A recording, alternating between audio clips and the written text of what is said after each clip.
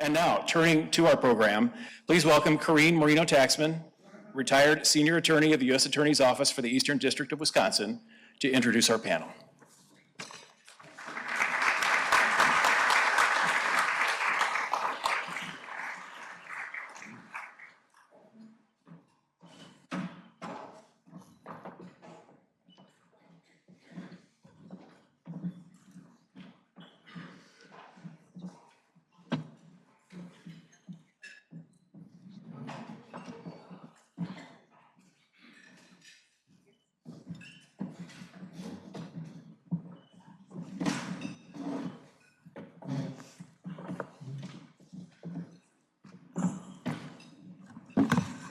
Welcome and thank you for being here today. This is our first Juneteenth program, and hopefully there will be many more as the years come and as we learn more about different things in our community. I'm Karine Moreno-Taxman. I'm a Rotarian. I've been a Rotarian for more years than I can remember, but I'm also on the board of Northcott. Northcott is the partner, the backbone, the organization that works with Juneteenth to make Juneteenth happen every year. I'm honored to moderate today's conversation about Juneteenth, its history, its meaning, and what the future holds.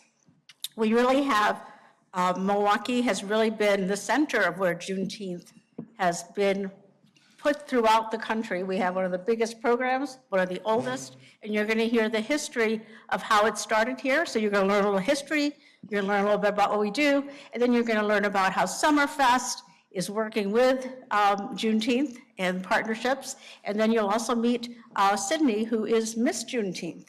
And she's going to talk to you a little bit about how it was and what she did.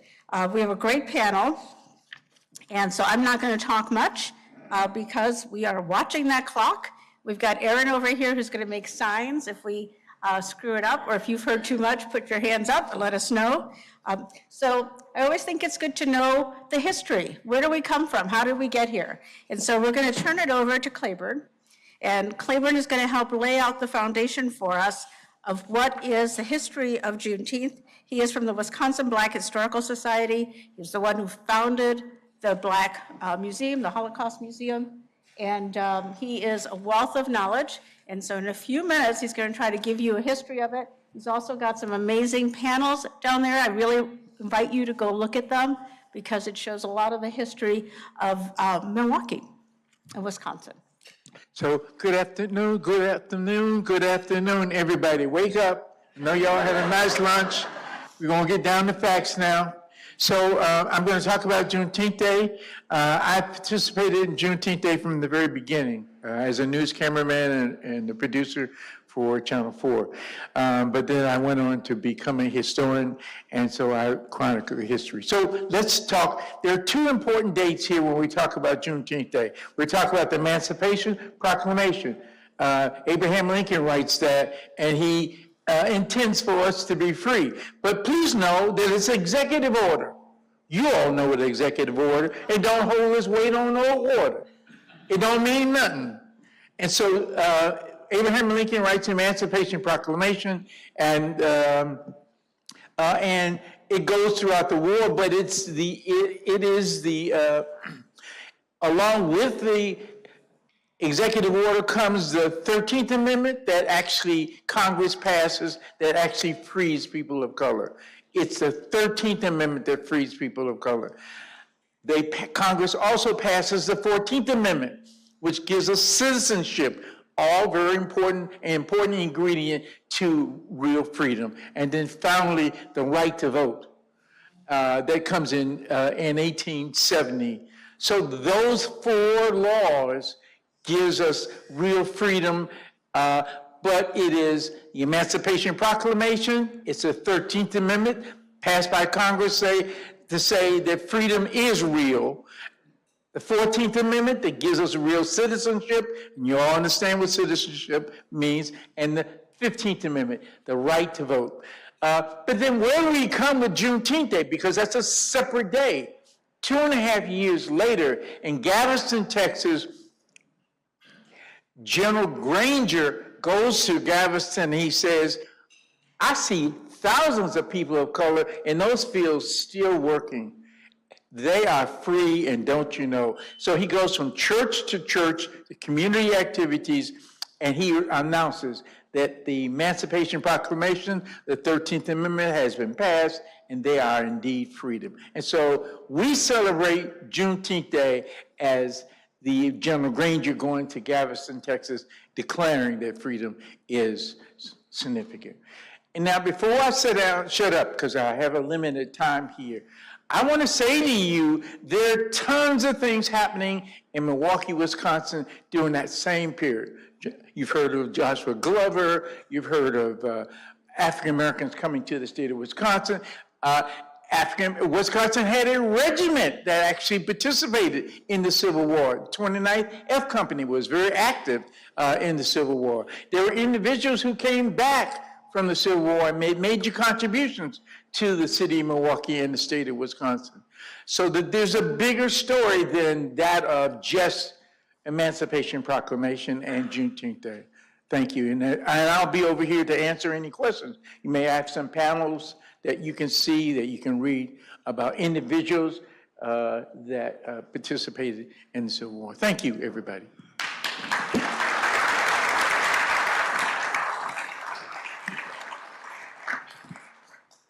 That was quick.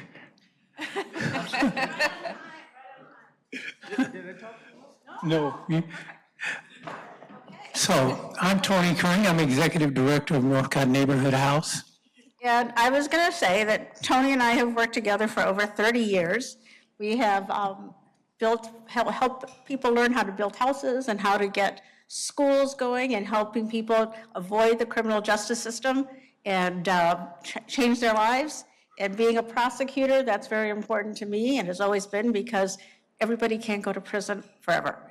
And so we have to really think of how to get people out and how to have them be productive members of our society. So Tony is a champion for Northcott, and I'll now turn it over to him. I am going to be his masters of slides. So Tony, you tell me when you want to change, I'll guess. Okay. I was asked how long I've been at Northcott, and I thought about it and said 59 years. Someone looked at me like, is he kidding? Actually, I have been associated with Northcott 59 years. I was a Northcott kid. Northcott's been around 66 years, and I was one of those young people who got their start in basketball, educational activities at Northcott, the same things we do today with young people. I went on to have a military career, to work in New York City, and come home and become executive director.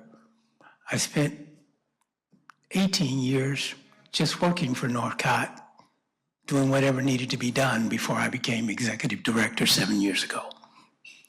So I've been at Northcott 59 years. With that said, and let's just give you a brief history of how Milwaukee's Juneteenth started. Two key names, Margaret Henningsen and Jan Kemp, who were both employees in Northcott's Head Start program, our early childhood program. Miss Henningsen had, as a teen, been to Perry, Georgia, and been an obstinate little teen.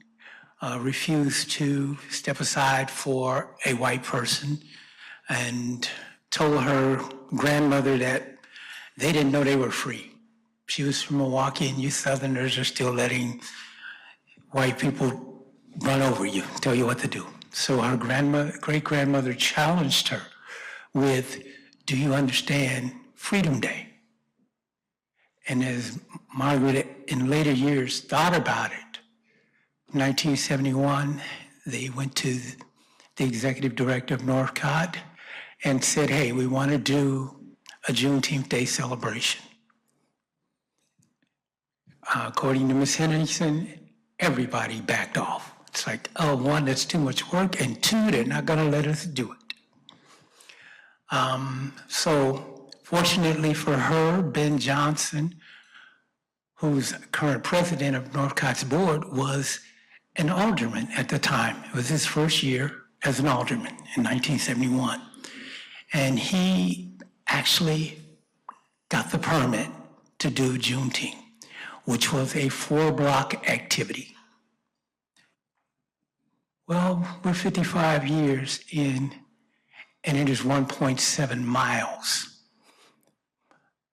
The young man sitting at the table here in the red, Mr. George Apkin, is the chairman of the Juneteenth Parade, which is a 1.2-mile event that's fully televised by Channel 4. So that's it. Those are some photos of the parade. Dance team, that Sheriff Ball and Chief Norman are in that. That's an MPS slide. Karine, can you move forward? Karine? Yes? Can you move forward?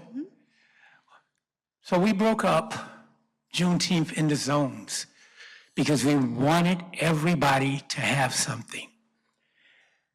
So we have a kid zone, a senior zone, teen zone, a veteran zone, and each of these zones, I'm going to stop and say that the young man on my right is Lieutenant Johnny Miller. He's a 3-star general who grew up in the Harambe neighborhood of Milwaukee. He was our Grand Marshal at the 53rd annual Juneteenth Day celebration. So the highest ranking African American to come from Wisconsin. Great, you can move on. The Juneteenth pageant. So the first slide is 2 courts, the 2024 court and the 2025 court, where Miss Purifoy-Mahone, sitting here with us, was crowned. And in the second slide, we have 4 Miss Juneteenths. Can you back up to that slide, please?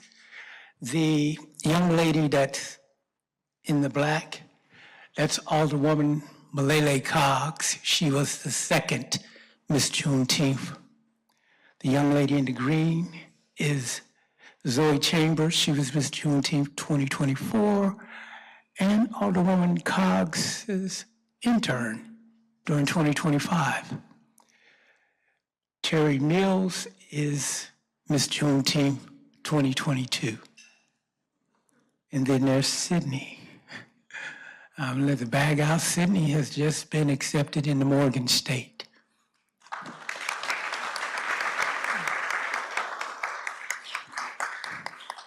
One other thing, I am the chair of Juneteenth. The president by rule, and I have a co-chair, Mr. Frank Cumberbatch.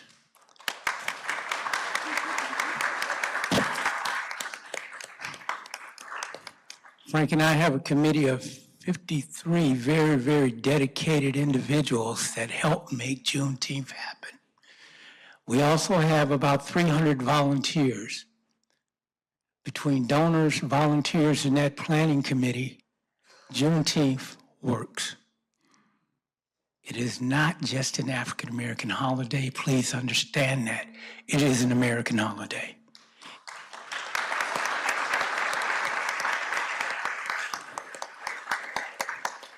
Thank you. Now I'd like to introduce Sarah. Sarah Pancheri is Summerfest. She is the woman who runs the whole thing. And luckily for Juneteenth, she has partnered with Northcott and Juneteenth, and I would like her to talk a little bit about what that partnership is like and how it's helped Summerfest.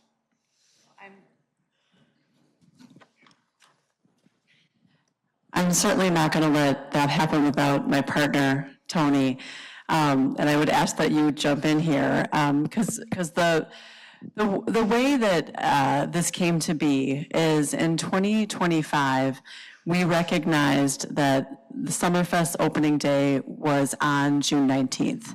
And so it was a really fortunate opportunity for us to begin, and I would say a friendship that we both, and I was so, in reflection, so fortunate that the way that Tony approaches his work and the way that the Northcott team approaches the work around Juneteenth, including all the volunteers, and the way that we approach it at Summerfest is that we're stewards of something much bigger than all of ourselves. This is, if you cycle back and think about the fact that Summerfest is 58 years old, Juneteenth is 55 years old, and think about all the people in Milwaukee and all the folks that have been touched by these celebrations. We get to be stewards of this. We're not, it's not about us. And so with that in mind, we approached last year, and what we wanted to make sure was clear to everyone is that how are we additive?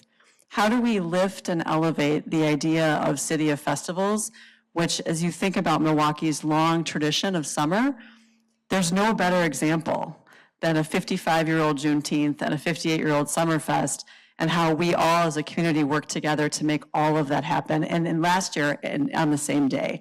So it was, how can we be additive, how can we lift each other, and how can we create meaningful difference for everything happening at Northcott? Because it is, if you ever have a chance, it is an exceptional place. There are so many great things happening there, and so it was really a great opportunity for us at Summerfest to help elevate that. Tony, do you want to add anything? You do. Well, it's kind of simple. It made sense. And I'm going to go back a few years. As a Marine, I could not wait to get home to see the festivals and to bring my buddies home, because most people during my early days as a Marine saw Milwaukee as happy days in Laverne and Shirley. Nothing else is going on in that little town. But once they came home with me and saw Summerfest and saw the Juneteenth Day celebration, they wanted to come back. So at one point, I actually had 67 Marines here in town to visit Summerfest and experience the Juneteenth parade. We spent 30 days here in Milwaukee. I actually wanted to get them out at the end of it, but we have a lot as a city to offer. And if we can, in fact, get more people to come, everyone that visits Summerfest and everyone that visits Juneteenth, attend both events. It gives you a better understanding of a great city on a great lake. We're important to America, and people need to know that. So if you're sitting there and thinking about, well, how can I help? What are the things that I can do to move this forward? I'm going to ask Tony to talk about a little bit about the Juneteenth Scholarship Pageant and why it's an important part of the celebration. And it's all funded by people and companies and NGOs. So if you're looking for a place to give, you might want to consider contributing to the Juneteenth Scholarship Pageant. Can you tell us a little bit about it, Tony, before we introduce Sydney, our lovely Sydney here? Yeah, the pageant started 35 years ago.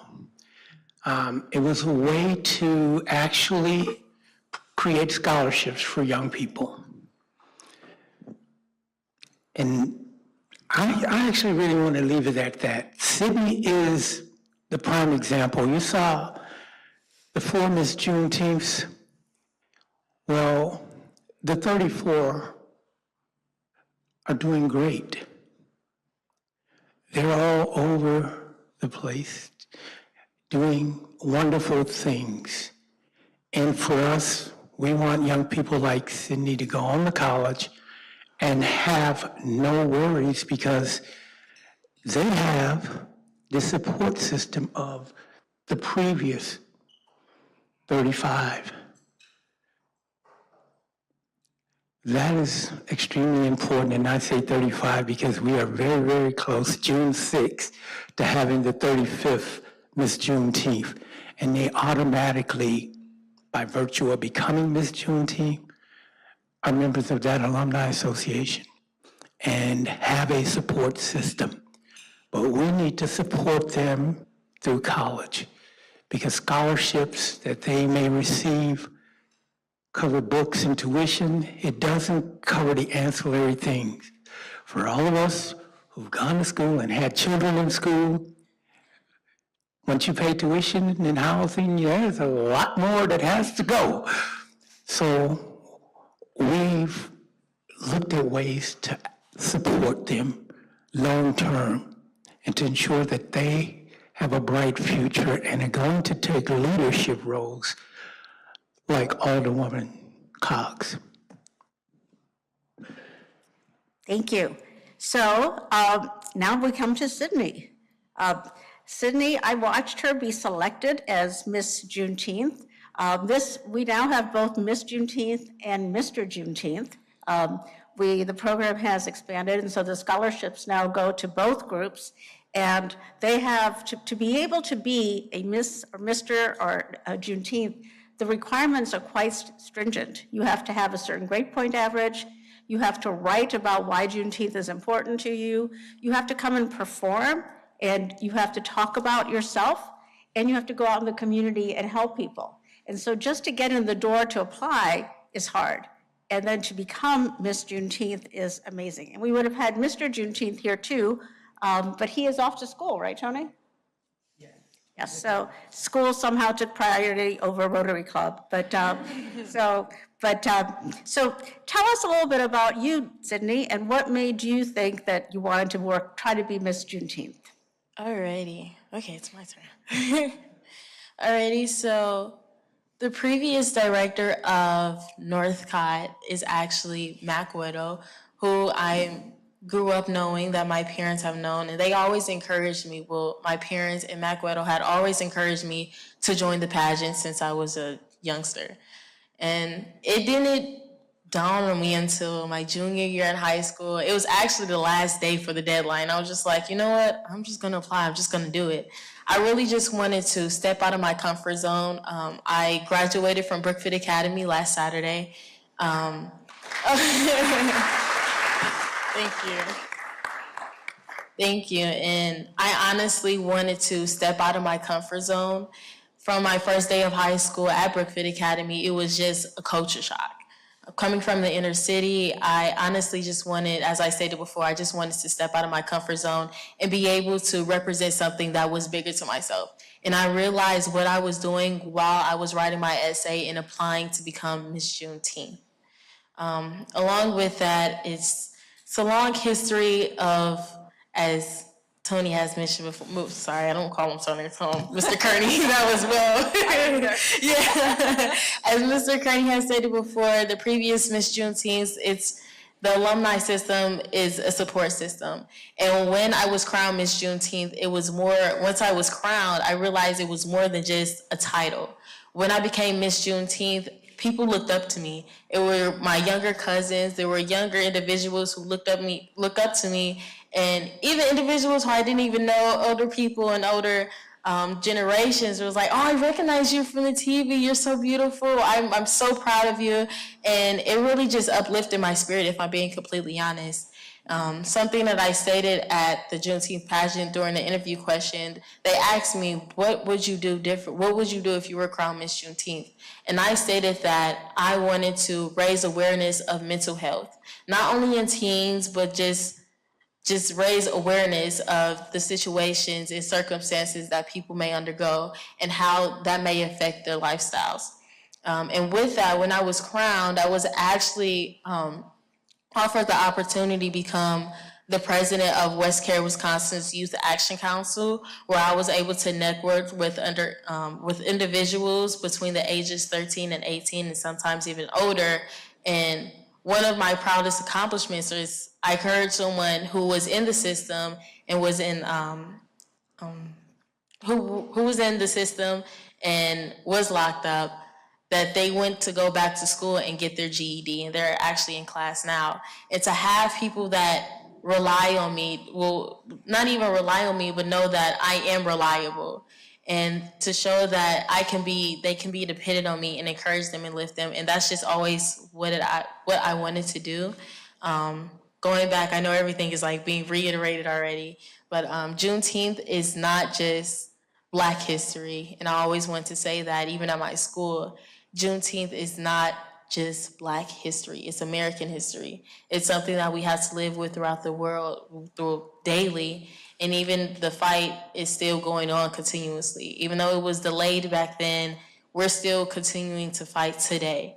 And I would just like to raise my voice and use my voice and utilize that so that I'll be able to encourage people to stand for the cause. Thank you.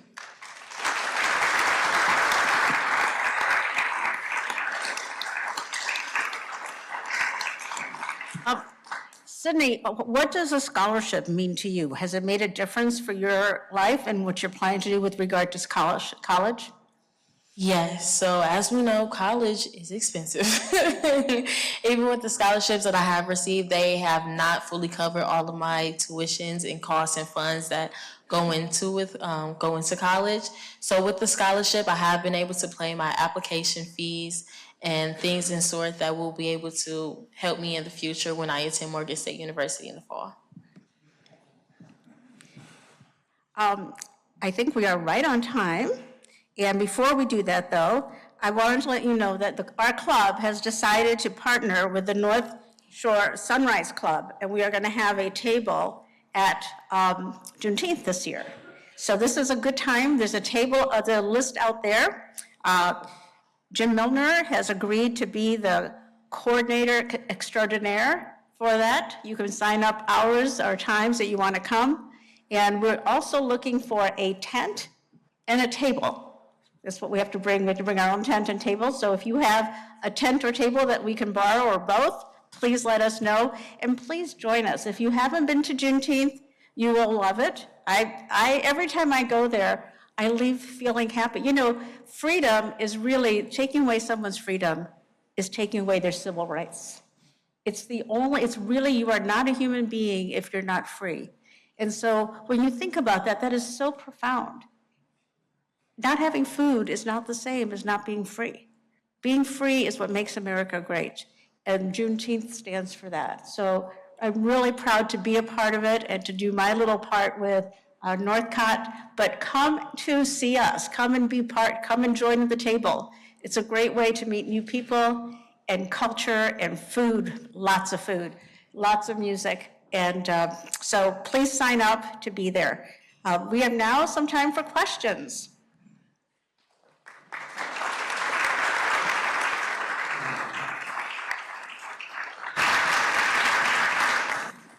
And we'll ask everyone just to state their name and keep the question short. Hi, I'm Sue Frauchi, and I just want to know, how is Summerfest interacting with Juneteenth? What are they doing? What is the relationship like? We're going to, it is. So what we're doing this year is we are, with partnership with Tony, 3 different days of promoted music as well as activities. So the first day, we're excited to bring Charlie Wilson to the BMO Pavilion, which, so the fact that I can make Sydney smile with Charlie Wilson makes me very happy. And then the next day on Juneteenth, again, being additive, we're careful not to plan activities too far early in the day. So we do have an admission promotion, which we will, the food collected goes to the Northcott Food Bank, which I know is a very important program. As I've learned from Tony, if you come to Northcott looking for some food, they will not turn you away. He will figure out a way. So our patrons help donate and fill that food pantry for the week. And then that evening, we're hosting a couple headlining acts at the festival. So Tyrese, if anyone knows Tyrese, very excited to host him, as well as the Family Stone, which is some of Sly's members are performing. And then finally, and probably one that I'd like Tony to also talk about, is a new program, new last year, but certainly leans into some of the activities that take place on King Drive. An event called A Taste of Juneteenth. So on Saturday, so I've moved from Thursday, on Friday, which is Juneteenth this year, and then on Saturday, we are hosting, and it's an opportunity to help local businesses, which I think is so important if you think about emerging restaurants and those that are participating in Juneteenth. Our Northcott partners selected several food vendors that will then come to Summerfest and showcase their food at a Taste of Juneteenth, which is a ticketed event, allowing those vendors to receive the proceeds of the ticket sales. So why don't you speak to Juneteenth? I know it's a project you're excited about. Okay, the taste of Juneteenth at Summerfest was actually the idea of April Schaff. So she's a member of Sarah's staff. And as ideals go, it was wonderful. It was an opportunity for vendors who had been at Juneteenth for 15 to 20 years to actually share their food with patrons of Summerfest. So great opportunity, and the great opportunity for folks who may not traditionally taste that food to actually get the chance to do so. And most of what we've come up with has been a wild idea by myself or Sarah that our teams has made work, because we don't, in reality. And so Taste of Juneteenth, if you're interested, it's a great way to support those vendors. The tickets are $55, and again, those proceeds go to those vendors. One thing I didn't mention, and thank you for the question, is last year was our first year, and Sydney was actually able to be part of this. We presented the Juneteenth court at our opening ceremony, so I was fortunate, and it was one of those moments where you think to yourself, I'm so fortunate to be able to do many things that I didn't anticipate doing. Sitting at Juneteenth's opening ceremonies was very, very special. When we talk about the history and about how important this day is to Milwaukee, I was so honored to be able to sit with our community's leaders and talk about this partnership. But then later that day, Tony and Sydney and the other members of the court were part of our opening ceremony. So again, those moments that we cherish as part of festivals, we both participated in one another's, and that will happen again this year. Thank you. Hey everybody, how y'all doing? Juneteenth is thousands of people, about a mile and a half long stretch. Summerfest is tens of thousands of people. What is the economic impact of that day with both of those forces combining? Well, that's interesting. We are trying to ascertain what the real economic effect is. At Juneteenth, we're going to have 70,000 people. I know for a fact that we have vendors that come from LA and New York. And we have one from Cleveland that every year sends us a donation after he's done the festival. So the 70,000 is an FBI estimate, not ours. We always comfortably say 50,000. If you looked at the photo, there's a sea of people. We know tens of thousands come. They're staying in hotels, they're using restaurants. And then all of our vendors continue to come. As I've stated, we have vendors who've been vendors over 20 years. They're not coming because they're not generating revenue. But we do need a way of showing how much that impact is to the city of Milwaukee. Could I say a little something? Corporations are taking up tents at Juneteenth Day. I'm saying corporations you would never come to the Central City are coming to the city. They set up their tents, they had their staff, they had their uniforms on, and the insurance companies, steel mills. I'm just the wide ranges of, now most folks take off today. or quit at lunchtime and go to the Juneteenth Day. But please believe me, all sorts of it. We're not just simply talking about an African-American holiday. Lots of white people come. Lots of nonprofits come. I'm sorry to say that like that. Yeah, I know you'll be offended, but clearly you're not going to be alone if you come. There's tons of folks there. Thank you. Okay. Hi, everybody. My name is Milton Bond. First of all, I want to thank everybody at that panel for what you do. And also, I'd like to actually thank Clayborn Benson, because I'm from a generation where a lot of you take a lot of this stuff for granted. I came from a generation where a lot of people didn't know none of this history, even though it's American history. When I was coming up, it was Black history, and I didn't know any of this stuff.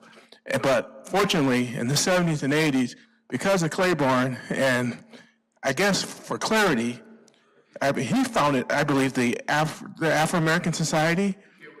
Yeah, and and also Bill Taylor. I mean, I haven't heard him mentioned.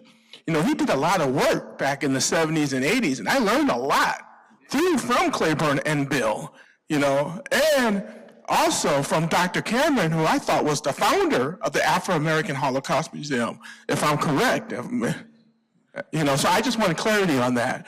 And I want to just thank all of you for what you're doing and to keep up the good work.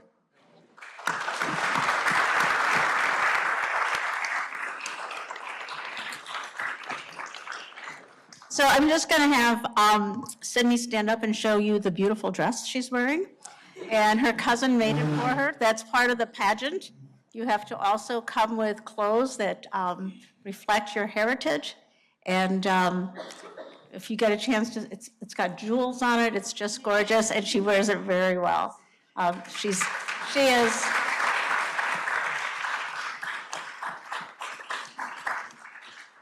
I'll never forget the day when she got selected to be Miss Juneteenth.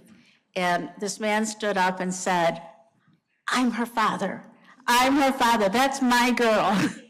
And the pride that he showed really brought tears to my eyes. And so hopefully we can all support that girl and that woman so that we can help them reach those goals and go to school. One more question. I just have one quick question, because I have to say I experienced Juneteenth the first time. I brought my daughter. It was an amazing experience. I can't believe that I've sat here for an hour and no one has talked about a turkey leg. Could I have somebody just share that experience, because it was fantastic. Well, that was a good endorsement. They're huge. All right. Thank you very much. Please sign up and be part of the Rotary table. Thank you.